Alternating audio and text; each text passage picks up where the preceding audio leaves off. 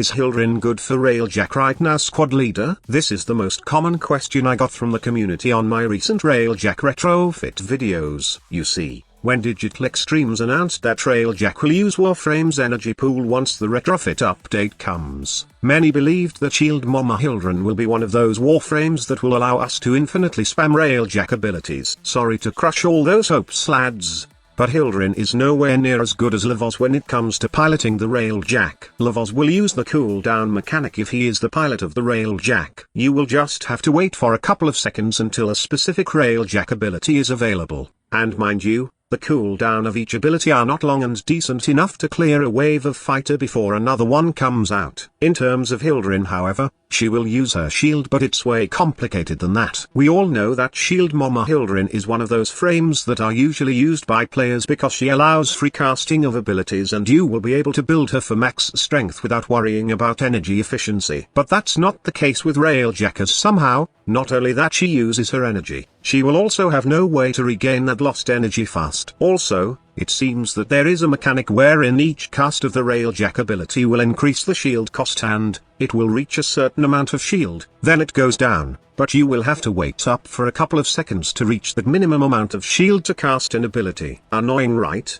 Because of this mechanic, Hildryn is not the best option for Railjack piloting, and in fact, it's better to subsume Protea's dispensary in your favorite Warframe, then add the synth fiber mod in your companion, and use Equilibrium plus Arcane Energize and Zenurix Energizing Dash to maintain your energy and have the minimum amount to cast Railjack abilities. Okay, don't start crying now. Wipe those tears, as Hildryn may not be great in Railjack, but she is exceptional in other mission, and I'm here to tell about one combo that you should try out with Hildryn. This combo turns her into a one-woman killing machine, and you don't need any weapons to make her great. With this combo, Hildryn itself becomes the weapon. Now, I know some of you may already hear about this, and I'm sure I'm not the first one to discover this combo. I have seen a lot of players commenting in my Hildryn builds of why did I replace the Balefire Charger when I'm subsuming a different Warframe ability to this frame. Some of you made me stupid, and I commend you for doing that because honestly, Balefire Charger with Pillage and Haven makes Hildryn a war machine. So the thing is this: Pillage and Haven not only gives survivability, but it also allows you to strip some defenses on the enemies. Not to mention that you can actually kill enemies with this combo. With enemies strip some of their defenses, they are more susceptible to the damage given by Balefire Charger. However, the damage of her first ability to higher level enemies, especially those who have high armor values, is not that strong even built the right way in my opinion. That's not a problem now, since a couple of damage boosting abilities that we can infuse to Hildryn to boost her damage. You can boost it with Rhino's Roar, but in my opinion,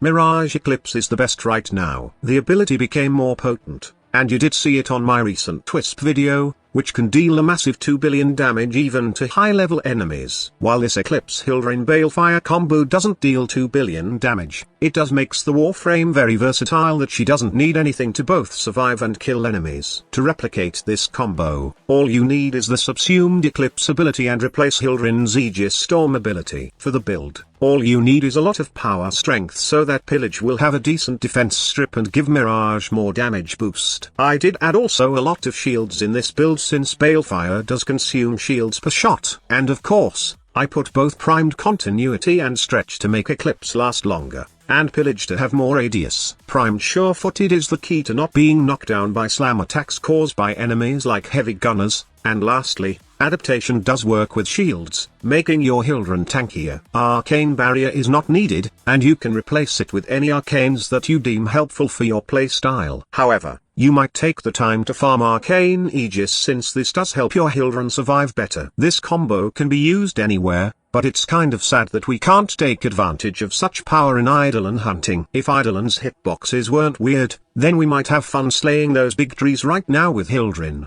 But who's complaining when you see enemies' Grineers dying? Before I let you go, I would humbly ask your assistant in growing my very own subreddit page. Right now, it's sitting at 385 members, and I thank you all for those who are already a member. I still need a lot of contributors to keep the subreddit active, and I would like to ask if you can join our subreddit page. It's for free and there will be perks like rewards and Reddit coins in the future. Right now, I'm setting up the page and it needs some polishing. I'm also working on what are the topics for our weekly and daily post, so we can have some diversity in our subreddit. Thank you all for your support and I hope to see you there. See you in my next video. Squad leader signing off.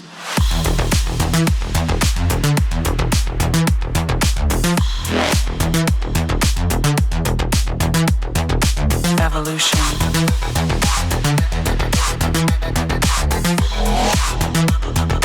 This is the future.